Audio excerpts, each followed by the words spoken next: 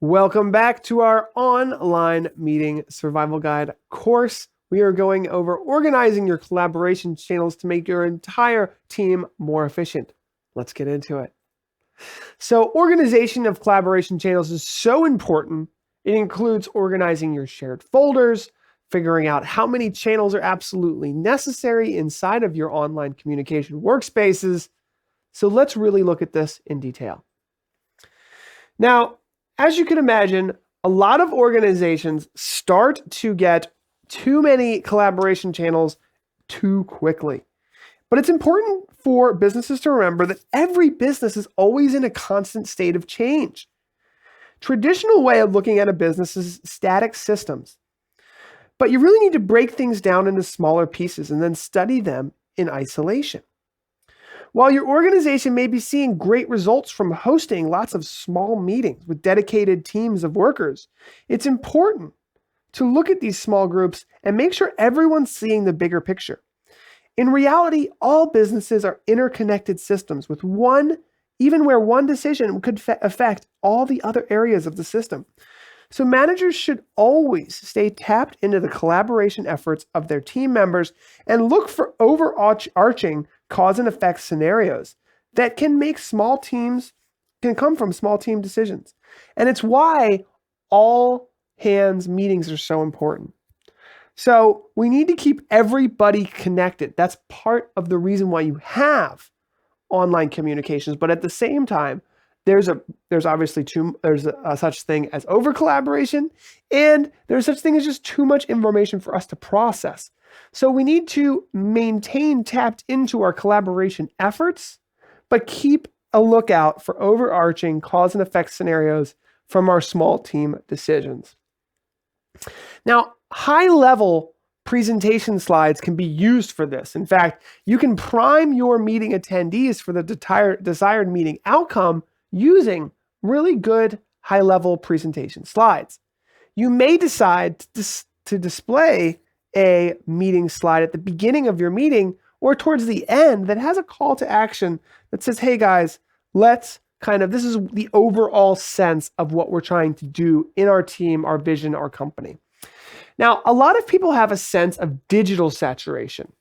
As organizations continue to push the boundaries of collaboration forward, we can kind of clutter our lives and reduce productivity.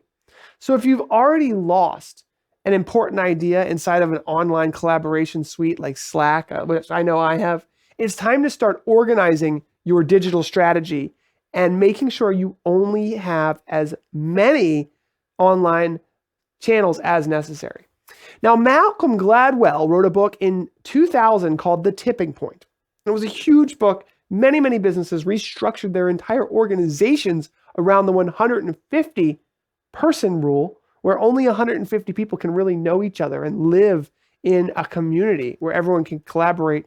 But more importantly, there's something called a channel capacity, which explains the limits of our brains for categorizing specific channels of information.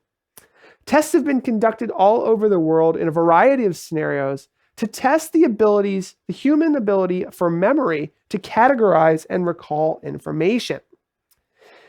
It's really come down to the human intellectual capacity, and it limits our ability to interpret all of this raw data. It's different from our emotional capacity, which limits our ability to connect with others. And Malcolm Gladwell, in his book, he cites something psychologists call the Sympathy Group. And it helps to explain the limited number of people in our lives that we truly care about. And this number doesn't exceed 20 people. So I'm not saying that you have to have small groups, but the research shows that on average, people will only list 12 actual people that they're most connected with. And most people only care deeply about a group of maybe 10 to 15 individuals in their lives. This is actually similar to that magic number 7, which is our channel capacity. The idea where humans start to overload their ability to distinguish between too many channels of unique information. Here's a quick example. In some of these studies, they would play tones on an instrument. I actually have a guitar right here, so I'll just play this really quickly on the guitar. So let's imagine that you have a tone like this. They'd say, explain that tone. Is it high? Is it medium? Is it low? And then they would change the tone. Explain that tone. And every single time, people could only explain up to 7 different tones. After that, they simply couldn't unless they were an expert. That is actually why there's only 7 digits in a telephone number, because beyond 7, it becomes very difficult to have that many channels of information. So think about restricting the number of channels. Our company has like 20 channels. And I'd be honest, I can't keep up with them all. Eventually, you just end up ignoring them. Luckily, there are ways to schedule your notifications to get out of some of those, because you can't manage. There's a limit. And so let's look at the statistics, the research, and figure that out. Now, we need to streamline the way our organizations collaborate by creating only as many unique collaboration channels as necessary. Managers need to limit collaboration channels to those who can truly benefit from them. And you should seek feedback actively on the relevancy of communication channels in order to keep these channels productive. Don't just put everyone in every collaboration channel. It's the same as having meetings. Don't invite every single person to your meeting unless it's absolutely necessary. Now, an organized file sharing system is the foundation for productive online workspaces. And if possible, you should try limiting any single level of your shared folder organization to no more than is absolutely necessary. Now, let me show you an example here. So we have a top level of shared folders. This might be the entire company. Then we break it down to something like sales, marketing, R&D, H&R, and these are specific teams. Now, inside of those team folders, there's a lot of different ways you can do this. Not always necessary that you have to do by year, but this is just an example. You can start doing projects by year.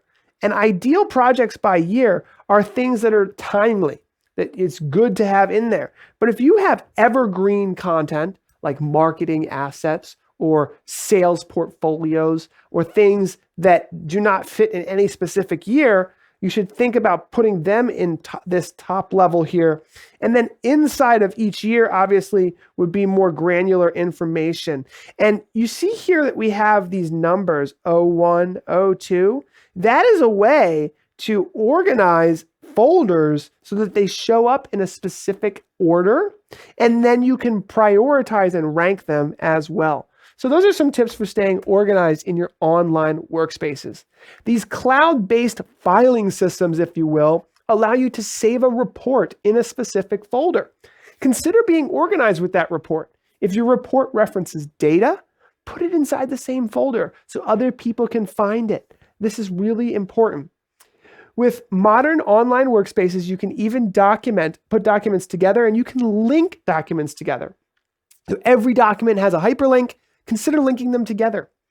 The great thing is that each file can really be referenced in super easy ways. Now, when you're doing your meetings, for example, you can reference scorecards, sales data, and all the relevant materials and show people where it is with a hyperlink. So finding the data and the relevant reports for people on your team is easy and efficient. Once your team is trained on the way the organizational structure is, searching for information becomes straightforward instead of an exhausting digital maze. So those are some tips from myself, the research that we've done, the other authors that I've researched to put this together. I hope it was helpful for you. We still have a couple more chapters. Some of the most interesting topics of this book are coming up next, so stick around. We'll see you guys soon.